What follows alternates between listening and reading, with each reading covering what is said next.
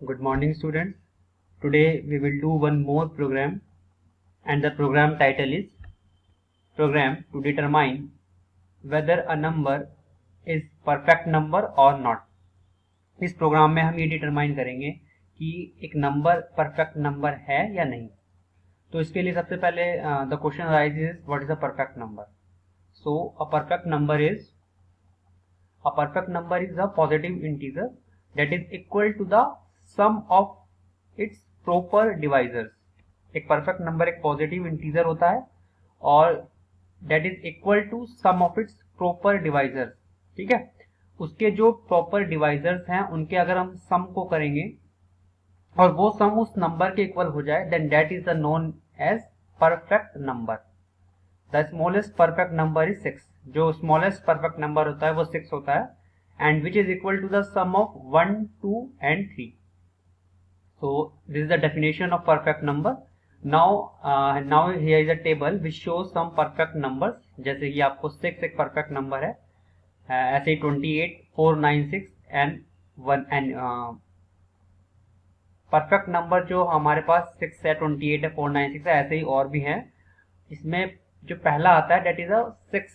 तो देखिए 6 का आप डिवाइड करोगे जब 6 को तो 1 से प्रॉपरली डिवाइड हो जाएगा, वो 2 से कम्प्लीटली डिवाइड हो जाएगा, 3 से भी कम्प्लीटली डिवाइड हो जाएगा, 4 से नहीं होगा, 5 से नहीं होगा. ठीक है, तो 6 के जो प्रॉपर डिवाइजर्स है वो ये 1, 2, 3 है और जब हम 1, 2, 3 का सम करेंगे दैट इज इक्वल टू 6. ऐसे ही एक परफेक्ट नंबर आता है 28. 6 के बाद जो परफेक्ट नंबर आता है दैट इज 28. तो 28 के डिवाइजर्स को अगर देखें तो 1 से डिवाइड हो जाएगा कम्प्लीटली, 2 से भी डिवाइड हो जाएगा कम्प्लीटली, 3 से डिवाइड नहीं होगा, 4 से हो जाएगा, 4 से कम्प्लीटली डिवाइड हो रहा है 28, 7 से, 5 से नहीं हो रहा है, 6 से नहीं हो रहा है, 7 से हो रहा है. ठीक है, 8 से नहीं होगा, 9 से नहीं होगा, 10 से नहीं होगा, अप टू इसके बाद 14 से होगा. 14 टू 28 होता है हमारे पास. ऐसे ही फिर 14 के बाद 15 से नहीं होगा, 16 से नहीं होगा, अप टू 28 वो नहीं होगा. तो इस तरीके से जब जो प्रॉपर डिवाइजर्स आए वो है 1, 2, 4, 7 और 14 और जब हम इनका सम करते हैं तो इनका सम जो हमारा 28 के इक्वल्स आ रहा है. So this is the another perfect number 28. Next perfect number जो आता है दैट इज 496 एंड 496 जो डिविजिबल है 1 से या 2 से, 4 से, 8 से, 16 से, 31 से भी डिविजिबल होता है, 62 से, 124 से एंड 248. ठीक है, तो ये कुछ परफेक्ट नंबर्स के एग्जांपल्स हैं और इन परफेक्ट नंबर्स को फाइंड करने के लिए हम प्रोग्राम लिखेंगे. तो चलिए हम अपनी विंडो पाइथन शेल पर चलते हैं. यहाँ पर एक अनटाइटल्ड विंडो है और इस अनटाइटल्ड विंडो को हम सेव कर देते हैं. सेव एज पे क्लिक करिए और यहाँ पर करिए परफेक्ट नंबर. ठीक है, यहाँ पे मैं टाइटल लिख रहा हूँ परफेक्ट नंबर. ठीक है, और इसे सेव कर देते हैं. तो देखिए परफेक्ट नंबर के नाम से हमारी जो प्रोग्राम है वो सेव हो गया है. अब यहाँ से हम अपना प्रोग्राम लिखना स्टार्ट करेंगे. तो here is the title of our program that is program to determine whether a number is a perfect number or not. ठीक है स्टूडेंट, ये हमने टाइटल लिखा. यहाँ पर मैंने सिंगल लाइन कमेंट बनाया और सिंगल लाइन कमेंट के लिए हैश यूज होता है और so this is the title. Now इसके बाद हम अपनी प्रोग्राम की कोडिंग स्टार्ट करते हैं. तो चलिए सबसे पहले देखिए, हम एक यूजर से नंबर इनपुट कराएंगे और उस नंबर को चेक करेंगे. तो सबसे पहले यूजर से नंबर इनपुट कराने के लिए हम एक नम वेरिएबल लिया हमने और उस नम वेरिएबल को इनपुट कराने के लिए हमने एक इनपुट फंक्शन लिया है. ठीक है, अब इस इनपुट फंक्शन में हम अपना स्टेटमेंट लिखेंगे और स्टेटमेंट में लिखेंगे एंटर द नंबर. ठीक है, नंबर को एंटर करा रहे हैं हमको और इसके लिए इनपुट फंक्शन हमने यूज किया. अब इस इनपुट फंक्शन को हम एक इंटीजर फंक्शन में रखेंगे. ठीक है, इंटीजर हमने इसलिए लिया है क्योंकि हम इंटीजर फंक्शन को डिटरमाइन कर रहे हैं कि वो परफेक्ट नंबर है या नहीं. ठीक है, अब हमने यूजर से तो इनपुट करा लिया. अब इसके बाद देखिए हम एक व्हाइल लूप लिखेंगे. ठीक है, और व्हाइल लूप में एक कंडीशन लगाएंगे i is less than num. ठीक है, देखिए स्टूडेंट्स, यहाँ पर हमने एक कंडीशन लगाई है जिसमें हम एक i वेरिएबल लिया है और उस i वेरिएबल को हम num से कंपेयर कर रहे हैं. num क्या है? जो यूजर ने नंबर इनपुट किया है. तो देखिए हमने यहाँ पे एक वेरिएबल का यूज किया है तो इस वेरिएबल को आपको इनिशियलाइज करना पड़ेगा। तो हम इसे इनिशियलाइज कर देते हैं। इनिशियलाइज हम किससे कर रहे हैं, फॉर एग्जांपल 1 से हम कर रहे हैं। ठीक है, देखिए कोई भी आप वेरिएबल यूज करते हो तो उसको इनिशियलाइज करना जरूरी होता है। तो यहाँ पे हमने i इक्वल्स 1 से इनिशियलाइज किया है। अब व्हाइल का जो हमने लूप लिखा है, इस व्हाइल के लूप में हम एक इफ का स्टेटमेंट लिखेंगे और उस इफ में नम मॉड्यूलस साइन i, और यहाँ पर एक कंपैरिजन साइन हो गया और इसको 0 लिखा है। ठीक है, यहाँ पे कॉलम लगाया।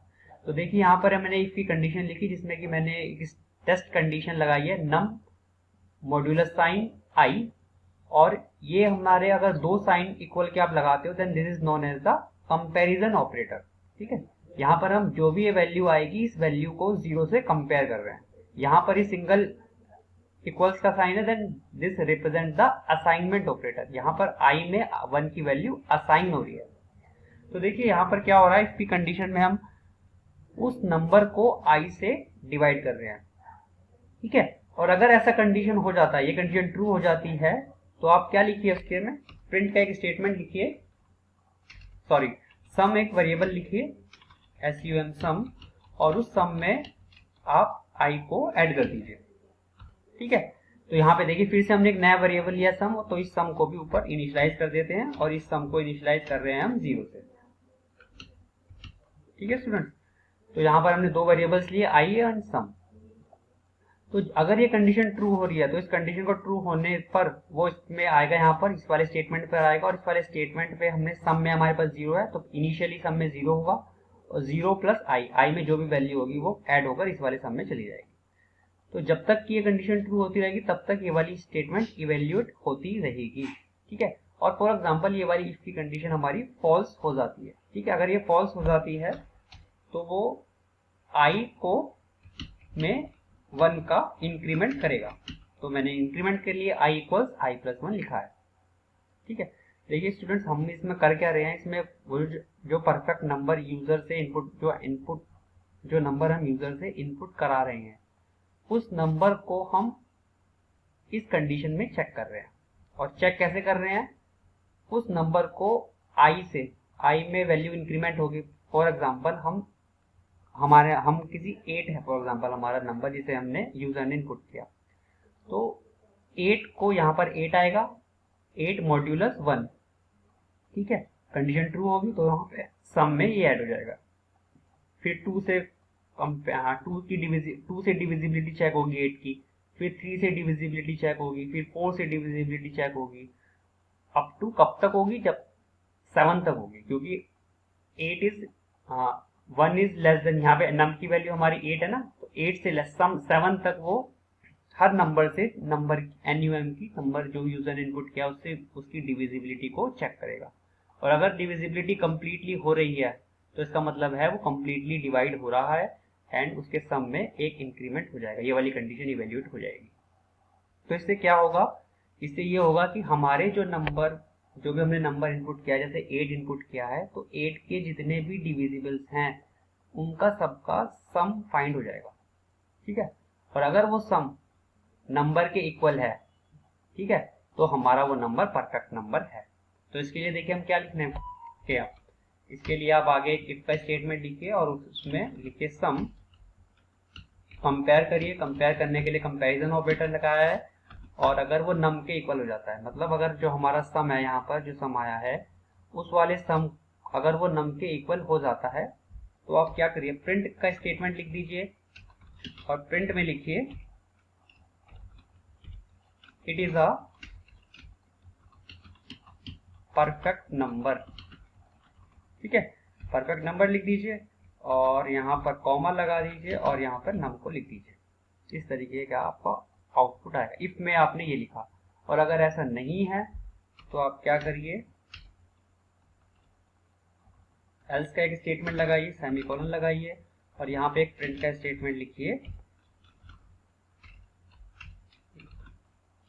यहाँ पर इन्वर्टेड कॉमास लगाइए और लिखिए it is not a perfect number. ठीक है स्टूडेंट्स, और यहाँ पर आप लिख दीजिए नाउ, यहाँ पे भी कॉलन लगा दीजिए। ठीक है, तो इस तरीके से ये हमारा प्रोग्राम कंप्लीट हो गया स्टूडेंट। देखिए यहाँ पर सबसे पहले आपने यूज़र से नंबर इनपुट कराया, यूज़र से नंबर इनपुट कराने के बाद आप उस नंबर को कंपेयर कर रहे हो, सॉरी लेस देन साइन से कंपैरिजन कर रहे हो। उसके बाद आपने एक इफ स्टेटमेंट लिखा और उस इफ स्टेटमेंट में हम उस नंबर की डिविजिबिलिटी चेक कर रहे हैं सभी से 1 2 3 4 up to less than that number. ठीक है, तो उस डिविजिबिलिटी को चेक करने के लिए हमने ये कंडीशन रखी है यहाँ पर। और अगर ऐसा मॉड्यूलस साइन से चेक, मॉड्यूलस साइन क्या रिटर्न करता है, वो रिटर्न करता है रिमाइंडर को, और अगर रिमाइंडर 0 आ रहा है तो इसका मतलब है वो कम्प्लीटली डिवाइड हो रहा है। और अगर ऐसा हो रहा है तो वो सम की वेरिएबल में उस नंबर को ऐड कर देगा। और अगर ऐसा नहीं है तो जैसे कि 1 है, 1 से चेक करेगा, 2 से नहीं हो रहा तो यहाँ पे इंक्रीमेंट होगा, 3 से चेक करेगा, फिर 4 से चेक करेगा। इस तरीके से वो चेक करता रहेगा जब तक कि ये कंडीशन हमारी ट्रू रहेगी। और फाइनली वो सम को कंपेयर करेगा नम से। ठीक है, इस वाले सम को नम से कंपेयर करेगा, और अगर ऐसा इक्वल्स हो रहा है तो वो एक परफेक्ट नंबर है, और अगर नहीं है then it is not a perfect number. तो देखिए प्रोग्राम हमारा हो गया, इसको सेव कर देते हैं। सेव करने के बाद हम रन करते हैं। तो देखिए रन में ये हमारी रन की विंडो आई है यहाँ पर। ठीक है स्टूडेंट्स, तो देखिए एंटर द नंबर एंटर करते हैं कोई। तो देखिए नंबर में हम देख लेते हैं, देखिए 6 परफेक्ट नंबर है, 28 परफेक्ट नंबर है, 496 परफेक्ट नंबर है हमारा। तो देखिए एंटर करते हैं कोई number, for example we have enter 28। ठीक है, देखिए क्या कह रहा है 28, it is a perfect number. ठीक है, तो वो एक नंबर ले लेते हैं जो नॉन परफेक्ट हो, दोबारा से रन करते हैं। देखिए एंटर द नंबर, इस बार for example I have entered that 25। ठीक है, 25 जब हम एंटर करेंगे it is not a perfect number, ये परफेक्ट नंबर नहीं है। ऐसे ही एक और एग्जांपल ले लेते हैं स्टूडेंट्स, रन करते हैं। इस बार एग्जांपल ले लेते हैं 496। ठीक है, 496 को आप लीजिए और इसे एंटर करिए। देखिए क्या कह रहा है, it is a perfect number. तो जो भी यूजर नंबर इनपुट कर रहा है उस नंबर को वो चेक करके बता रहा है कि whether it is a perfect number और नॉट। तो स्टूडेंट्स ये आपका प्रोग्राम था। इस प्रोग्राम को आप करके देखिए, अपनी नोटबुक में नोट कर लीजिए, और अगर कुछ प्रॉब्लम हो then you can ask me. Okay students, thank you.